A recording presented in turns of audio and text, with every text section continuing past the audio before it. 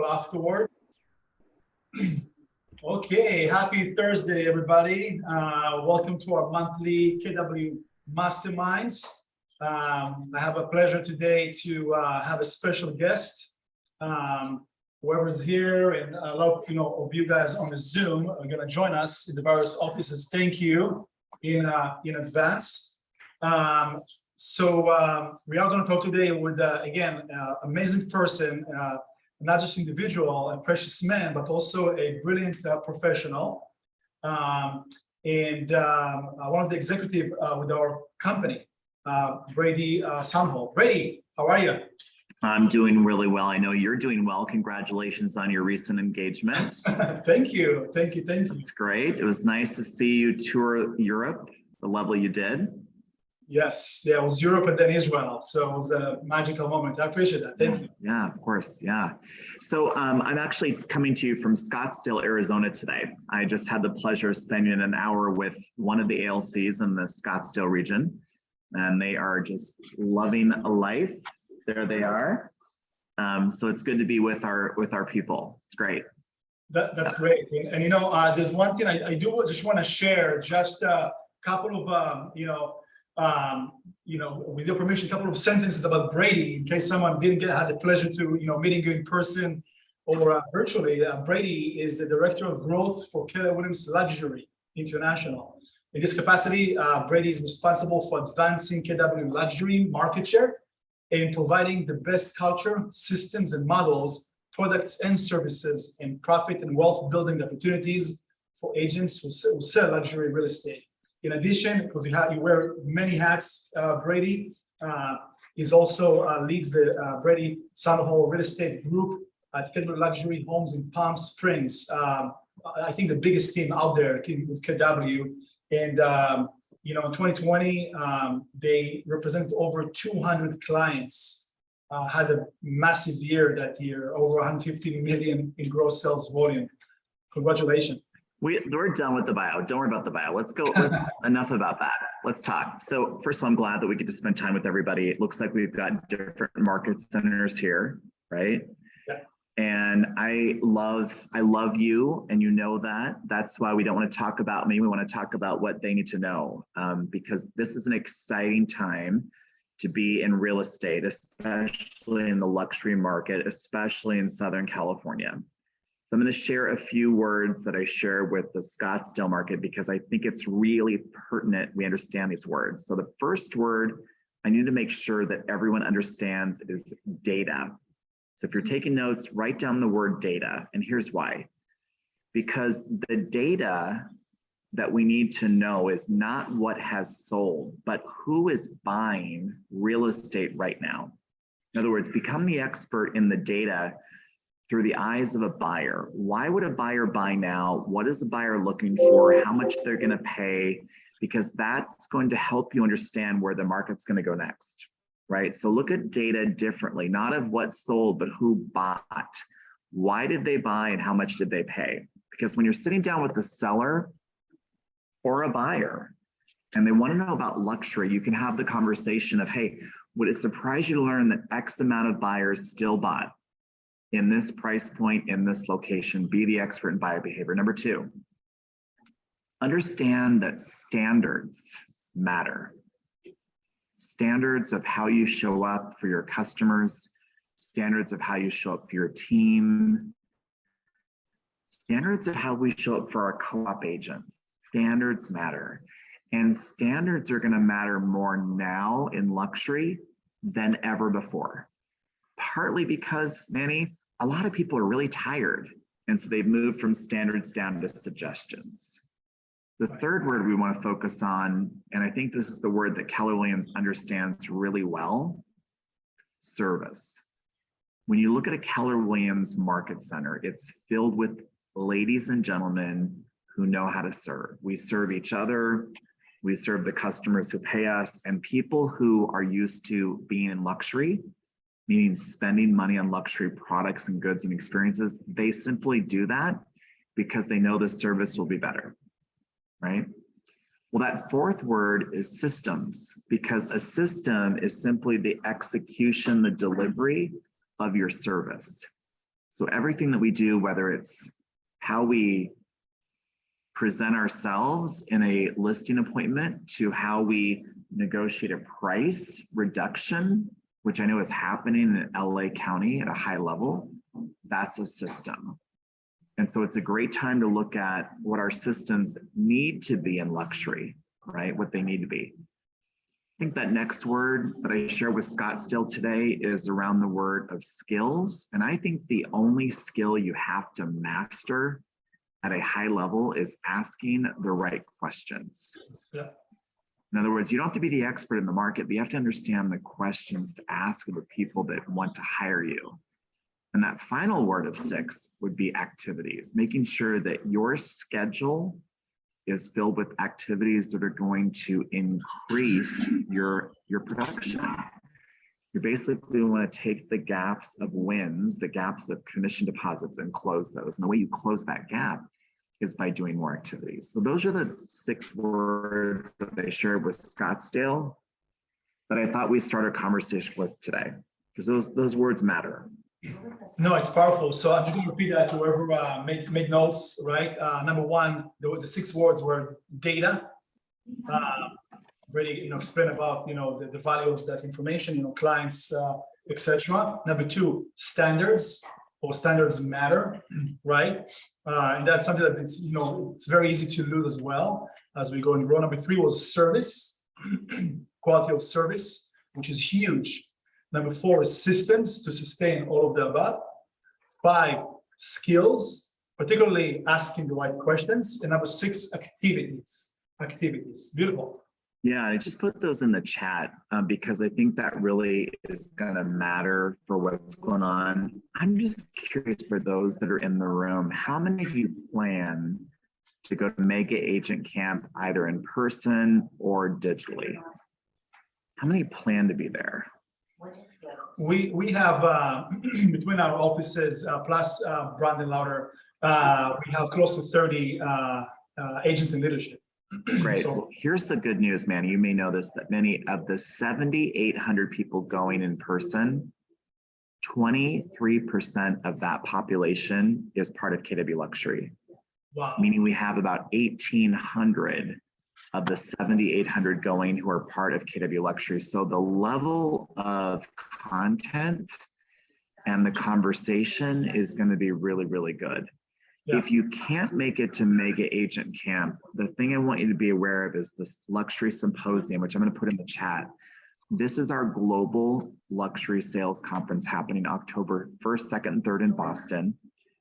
This is an event that we are doing for the first time where we're bringing in luxury brands like Four Seasons Jet, like Ritz-Carlton, to talk about what's going on in travel and transportation, hospitality, consumer spending. And more importantly, how are they servicing their luxury clientele? How are they designing their packages? How are they lead generating so that you can take those best ideas from them and put them in your real estate business? So it's really one strong day on October 2nd. Breakfast, lunch, dinner, excursions, surprises, delights. This event will be one you may not want to miss. So the link is in there for you. That's great. To be aware of, yeah. And that's in Boston. In Boston, yeah, in Boston. Great, yeah, and you're always an advocate, by the way, Brady, of starting with your own team, of the how do you differentiate yourself with the quality of service? Yeah, well, every day we talk about those 6 words. We talk about the data. We look at our standards. We look at our service platform. We make sure our systems for this market are better than they were for the last market. The biggest system we have to go back to is the lead generation system. The other system is making sure that the lead conversion system's in place because it's taking longer to convert leads, right? So the communication system, all of those systems are important. You just got to pick one at a time and then improve it. One at a time and then improve it. That's the goal. So we've got some great people in the room. I'm just curious, what questions do they have that we can answer for them? Either come off mute or put something in the chat because we want this to be a good use of your time. Yeah, thank you for that. And we do have a great mix of agents over here for sure from various offices. Come on, guys. This We've is also had leadership. I mean, I know Deborah's on the line. She's one of your ATLs.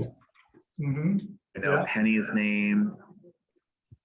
Hello, Mr. Brady. I have a quick question.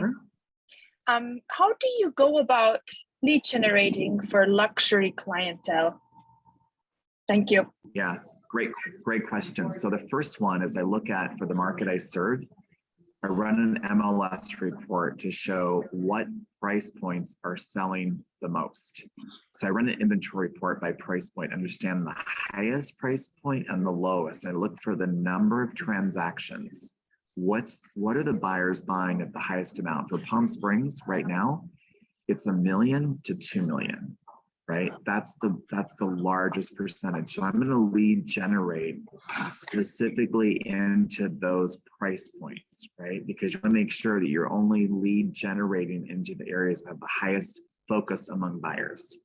The second way I lead generate is I make sure that we look at those products that are very unique or neighborhoods that are very unique. For example, in Rancho Mirage, it's Thunderbird Heights. So we aggressively prospect into. Now, how do we prospect? By phone. How do we market? By mailing.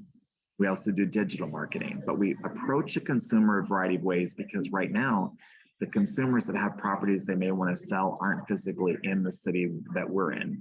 So we may have to go, fish upstream for them. But know what's buyers are buying, go after those price points, go after those locations, go after those products. Thank you so much. That was excellent. It's not exciting, but we do it 3 to 4 hours a day, every day, Monday through Friday. Well, it's very purposeful, that's for sure, right? That's the best ROI. And by the way, it's what you mentioned about systems, right? To adapt yourself to also what's going on at that specific time. Like you don't have to just get stuck with whatever worked yesterday. You can adapt. We just have to get really focused on the 4 things we have to do every day. Number 1 is we have to prospect. We have to prospect to people that we don't know, or prospect to people that we know, right? The second thing we have to do is become the expert in lead follow-up.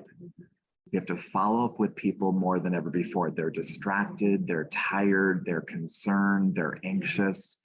The conversion is harder today and longer than it was 6 months ago. The third thing we have to do is become the experts on going on appointments, preview appointments, listing appointments, buyer appointments. But we have to become the expert in presenting a series of questions during those appointments and showing our value during those appointments.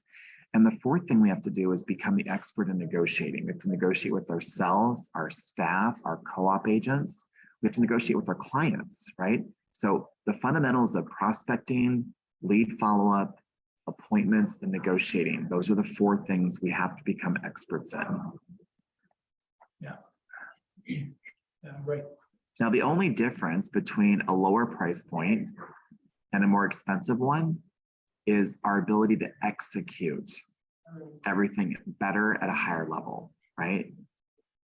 Fundamentally, real estate's kind of the same, but as the price point gets more expensive, the finishes and the delivery have to be better. And Brady, you're saying this because you're referring to the normally, right? The type of clientele, the price point, and maybe wealth, maybe expectations. What is it exactly versus the lower price point, for example? Well, generally the lower price point, they're moving out of pain. The more expensive price point, they're moving into pleasure and opportunity. So many, they're wanting to be feeling better about the experience. They want to feel better about the transaction. They want to be feeling better about the product they're buying. People don't really have to spend 10 million on a house, but when they can, they want it to be great. They don't have to spend 5 million on a house. They don't have to live in this neighborhood, but if they want to, all the service elements around that experience have to be that much better. And I love that because it's pretty much just the really, you know, the secret sauce, the bottom line, the punchline about the experience, right? Even, you know, think about us as consumers, right? We have to have this iPhone compared to a different device. I mean, they can both do the text and the, you know, and then the phone call, but you're right, it's about the experience. Well, and we think that we can't maybe get into luxury because we didn't come from luxury. We don't live that lifestyle, but that's not really what the consumer is focused on. The consumer is focused on, can you get them where they want to go as quickly as possible with the least amount of pain? Well, every single one of us can do that. Now, maybe our car needs to be cleaner or a tire needs to be better, right? But at the end of the day, it's about where can you take the consumer with their experience. I love that. That's a huge message for sure. Other questions, by the way, anybody? I have a question. So I'm just curious, you said, you know, at any price point, real estate is real estate, but I would imagine that in terms of marketing, that there are certain vehicles that a luxury clientele might respond better to than another one. You know, I mean, like, is social media a vehicle that you use, or you find that it has to be something more in person, or can you address that? Yeah, so the great thing about luxury marketing is it's very clean and crisp and simple. And so it slows the consumer down to capture their attention. And we're starting to see non-high price point brands use that, right? They're starting to use more space in their ad, shorter sentences to grab their attention. What we also know about marketing is that consumers are tied to their devices. They are tied to their phones. Even at a very nice restaurant, consumers are hunched down on their phones, right? So digital works really well for us. Print works well, but the return is a lot slower. Digital, we've been using it now, Kim, for about 2 years, and we built our database of over 17,000 people who have been interacting with our digital experience. Well, that's a bigger database than where we were at 2000. So digital marketing helps, right, reach more people. But at the end of the day, we have to remember that if you want a faster sale, if you want commission checks to arrive sooner, you have to be prospecting either on the phone or in person, right? You've got to get to them while you're waiting for them to show up as a result of your marketing. There's no trick. We have 8 people in Palm Springs. Those 8 people will sell 265 homes primarily in luxury this year, right? Well, that's because those 8 people are on the phones 3 to 4 hours a day. Yeah, that's big number. We can run from prospecting, but we can't hide from it. If you don't prospect, you're just going to keep your business here serving, which might be okay. But if you want to grow the business, you've got to grow into prospecting. You have to do that. Right. I have a question for you. By the way, thanks, Kim. That was a great question for sure. You travel, you know, around the country, right? Hitting the different luxury markets, market share, etc. Do you see how's the trend overall this year? I mean, you know, we know that, you know, there was slightly, you know, different economy and we shifting market. Does that translate into the luxury market? Well, it's like I told the Scottsdale agents today that I think we can use the word shift too often without realizing what it really means. A shift simply means a change in motivation. Now, the shift we've experienced is the change in motivation among buyers. Buyers are not as able to use the low interest rates to create the overpay, right? Because now the interest rates are higher. Buyers are pulling back because of seasonality. They're not buying as much in August as they were because they're traveling with their family and friends. The reality is that we're in a normal market. We're in a normal market. And I think we as agents have to accept that, which means we have to do the normal activities like calling people and calling people back, right? And learning how to present and learn how to ask the right questions. Those are all normal skills for a normal market. That's all we have to do. Mentally, it may feel like it's a big shift because we didn't have to call a lot of people. We just simply return calls. Mentally, it might be a big shift because we didn't have to negotiate. The buyers would tell us how much they're going to overpay. But at the end of the day, it's a normal market. Now, I'm traveling without any hair product. My hair is really long today. So I'm laughing. I figure someone would laugh at that. But the point of that is, it doesn't matter if I'm in Scottsdale. Yesterday I was in Newport Beach. The day before that I was in Palm Springs. Last week I was in Reno and Las Vegas and Tahoe. All the same things. The market has shifted because the motivation has shifted, right? So now the focus isn't on the seller. The focus is understanding who's buying. And when you understand who's buying, what they're buying, why they're buying, how much they'll buy, then you become a better listing agent because you understand how to go find those buyers who actually are going to buy the product that owner wants you to sell for them. I love that. And thank you for showing off there, by the way. It always looks great, Brady. I don't think it always, this is not a good day. This is like a lot of hair going on here. I don't know what's going on. I don't know. It's probably the humidity. Yeah, well, shift, I changing. need a headband or something. Kim, make it happen. Yeah. So let's keep the questions coming. yeah. Another question for you, by the way, just as a side note, because we are what, not even less than 2 weeks, right? From Mega Camp. Is there anything special that you guys are doing luxury for the members or in general? Yeah, there's a couple of things. One is the Monday, August 22nd, we have the all community-wide reception happening from 6 to 8 Central. That's Monday the 22nd from 6 to 8. That's open to everyone, regardless of the community they're with, right? The second thing is on Wednesday the 24th, we have the Keller Williams Luxury Mastermind happening from 4 to 6. Now that is almost filled up. We have a room capacity of 400, and I think we're already at 325. So if you're going to make Agent Camp and you want to be in that room, you really need to register today.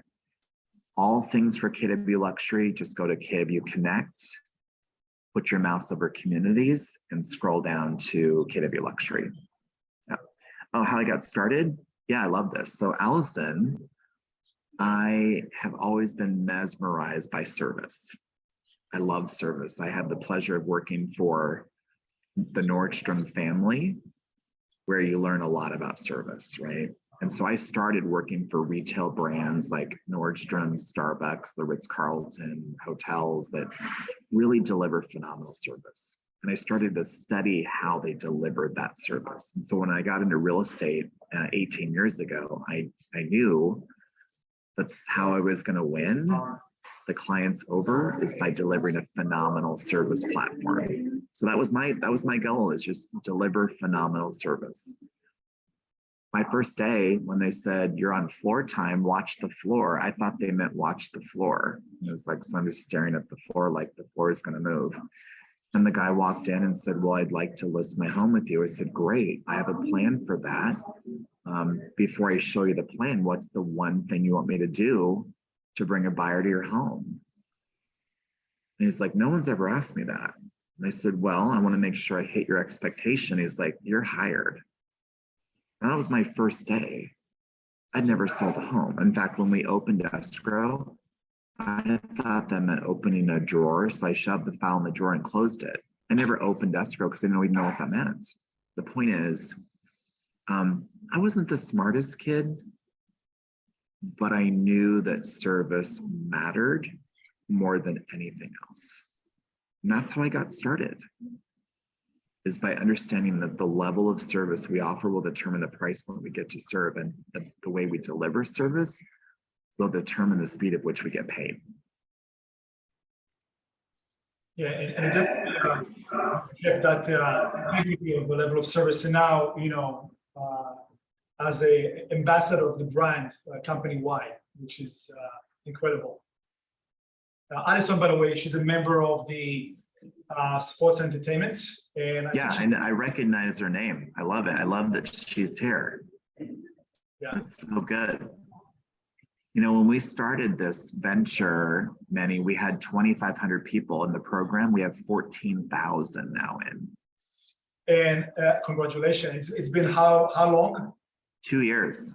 It's incredible. Yeah, 2 years. Well, the good news is the agents get the credit, right? We just show up with training, coaching, services, marketing, networking, helping them realize that we have everything they need to win. That's all it is. Keller Williams has everything that you need to win. All right, let's see. Oh, hey, Nicole. If I was starting over at square one with no clients, what's the first thing you'd do to get back? Oh, I love this question. So I moved to Palm Springs. I'd never been there. I didn't know anybody, but I knew I needed to get out of the rain of Seattle. So I moved not knowing anyone. I just literally called everyone I knew in my database and said, I'm just curious. Do you know anyone in Palm Springs, California? And I found someone who did. And he says, yeah. He says, I'm doing a 1031 in San Diego. I don't know what to buy. I said, well, if I could find you something in Palm Springs, would you like to buy it? He says, well, sure. Why don't you come out on Saturday and I'll show you something? He literally bought something that weekend. The bottom line is people are moving their money around left, right, and sideways. You just have to pick up the phone and find out who. Now remember, we're in a really big state. And our state has an enormous amount of money. So you're looking for a potential buyer, you're looking for a potential seller, you're looking for potential referral. Remember, it's not about what they're doing in LA. What are they doing on the planet? The question is, what does your global monopoly board look like?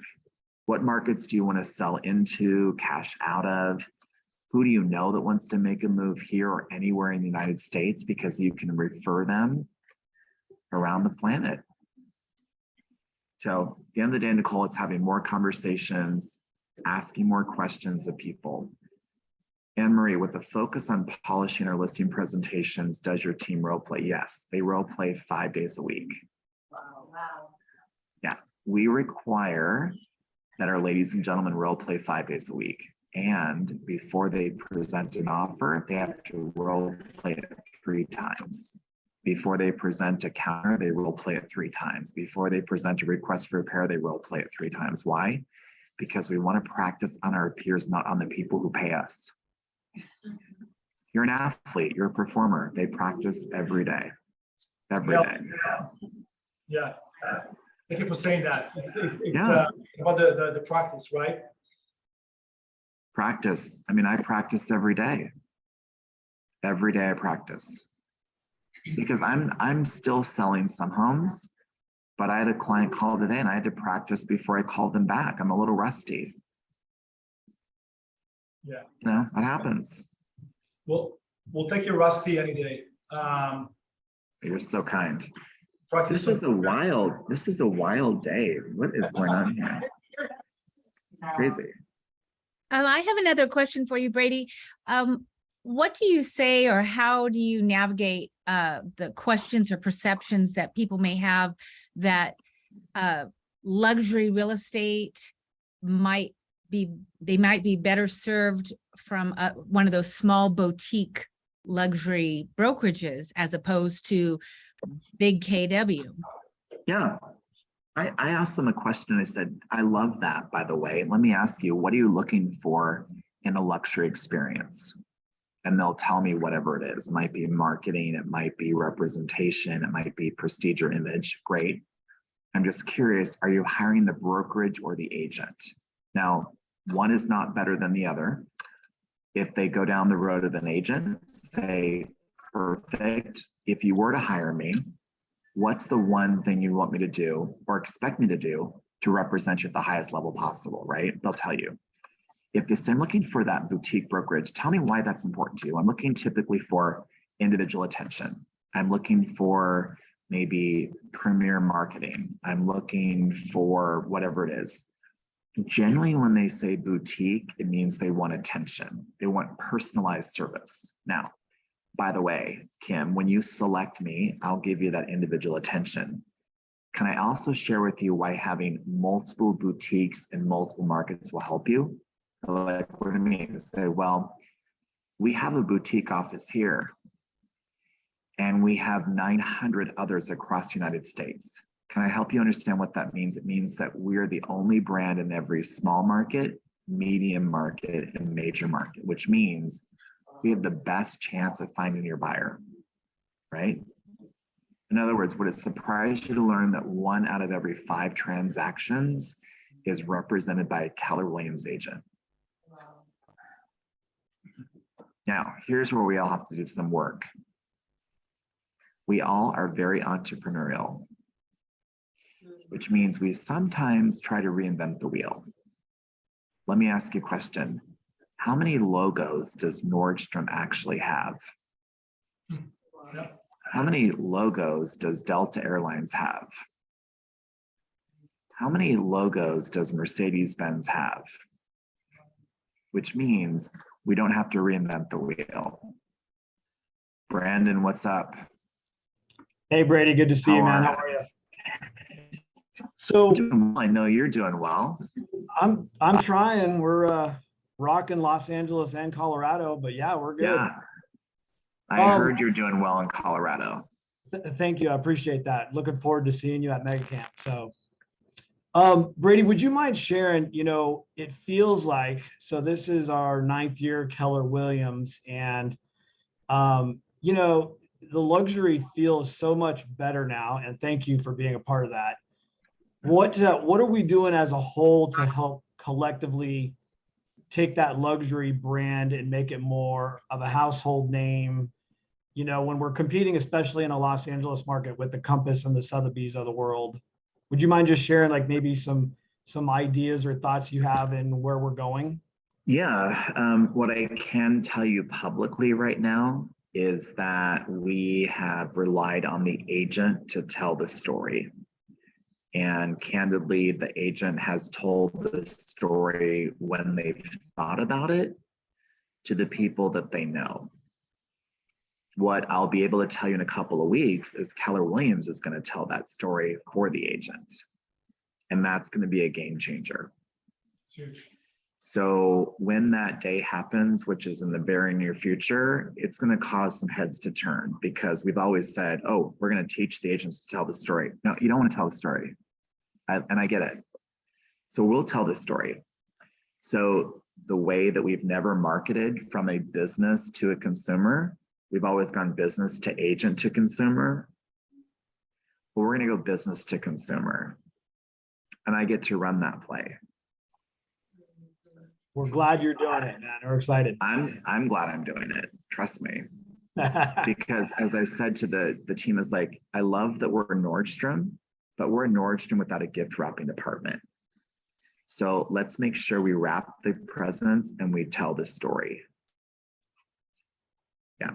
We're very clear that like consumers select the agent because of the agent, but we also recognize, and we're going to take action, that the consumers need to understand the brand. Yes. And we have to control that story. Well said. Yeah. Yeah. So that's why, like, it's just really exciting. We are really excited to make that announcement. Yeah. Question, Brian.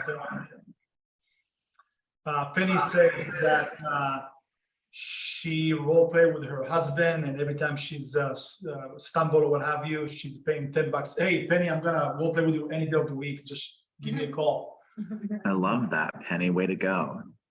That's Yeah, awesome. listen, I can tell you it was 2018 or 2019. I'm not sure of the year. It seems like with COVID, it's all fuzzy, but 2018, 2019, I tracked, and through my my actual role plays, it generated over 350,000 in GCI.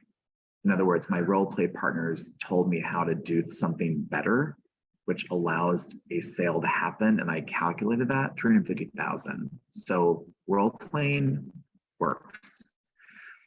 Allison, I'm curious if I drive a luxury vehicle. Okay, you clearly are going to fall off your chair. I have turned in my dad. I've had 7 cars in my life. I still own 5 of them. Yeah, so I'm 52. I will be 52. I own a Tesla Model X, which I love. I have a Range Rover, which is from 2006, which I love more. I have a 2012 Range Rover Sport, which I hate. I have a 2013 Range Rover Sport, which I love. Now I'll tell you why I hate the 2012. I just don't like the color. That's the only, I just don't like the color. I don't like the color. I'm shopping for a new luxury vehicle right now. And it's funny because I'm stuck between, do I want another SUV or do I want a sedan? Now I'm tall, which might surprise some of you. So I have a hard time getting into the ground on a low car. So I like going up versus going down, but that's the chaos in my head right now. No wonder you have the Model X. Now I get it. Yeah. And by the way, to a different angle of that question, thanks for asking, Alison. It's awesome, and thank you for the transparency. Yeah. What do you think? What are your thoughts about the perception that the luxury agents should put out there, right, as a beginner or just for any luxury agent per se? Oh yeah. I mean, here's the thing, like people are so self-defeating. They will say things like, well, I didn't come from money. I don't have money. I don't have that much money. That doesn't really matter, right? What matters is that you understand that luxury is a consumer behavior, right? And so if you understand how consumers make decisions and why they make decisions and what they're looking for in that decision, you are luxury, right? I mean, I've said jokingly to the exec team, when I'm in front of all of our agents at family reunion and they recognize that they deserve to be at luxury because they know how to serve their clients, and they literally get on their feet and they give themselves a standing ovation, I'm out of a job. So the first thought that goes in someone's head is generally not a good one. I didn't come from money. I don't have money. Don't go there, right? It's not about you. It's about the consumer. Now, in regards to like the cars and the houses and the outfits, I mean, I'm super casual today. I am super casual today. Usually I'm dressed a lot better and I don't have this thing flopping around my head. But having said that, presentation starts with what the consumer sees. Consumers are going to see and make a judgment call first, right? The second is presentation is what they hear, the language, right? Moving away from guys to ladies and gentlemen, moving away from no to it's my pleasure. And the third presentation element is feeling. So if they like what they see and they like what they hear, they're going to allow themselves to be drawn to you. If they don't like what they see and they don't like what they hear, they're going to move away. They're going to move away. I love that. Luxury is consumer behavior. That's all it is. Yeah.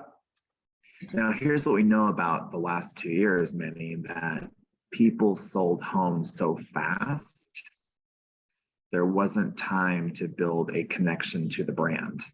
So you've got to go back into those transactions and make those transformations into your brand. You've got to bolt them into the brand, because when they want to go to sell, they'll know you got them a record price, but they may not remember much about you. And what they remember about you is what connects them to you. It's not the outcome. It's the journey that got them to the outcome that they will remember. The process, yeah.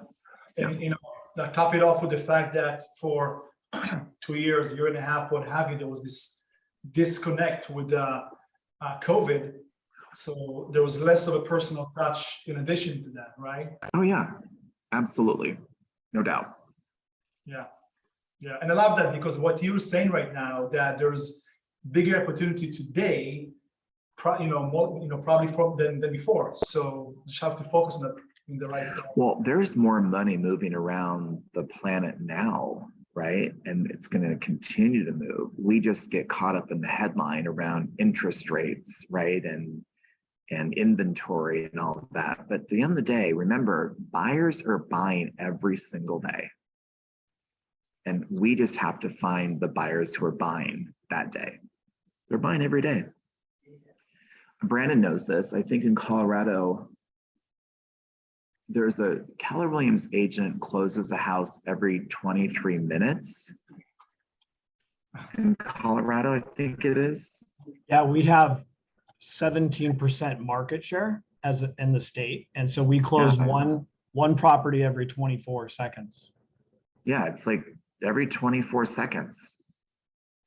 I mean, imagine it's a great idea for a marketing post. Would it surprise you to learn that Keller Williams closes a sale every 24 seconds? Yeah. Crazy. Yeah. The postcard, Brandon. Right? Love Crazy. it. Yeah, brilliant. Brady, final, words or whatever you want to share with us before we're gonna let you go back to your agenda over there. We're gonna have to fall in love with repetitious boredom. We're gonna have to fall in love with repetitious boredom. You're gonna have to fall in love with prospecting over and over again for longer than.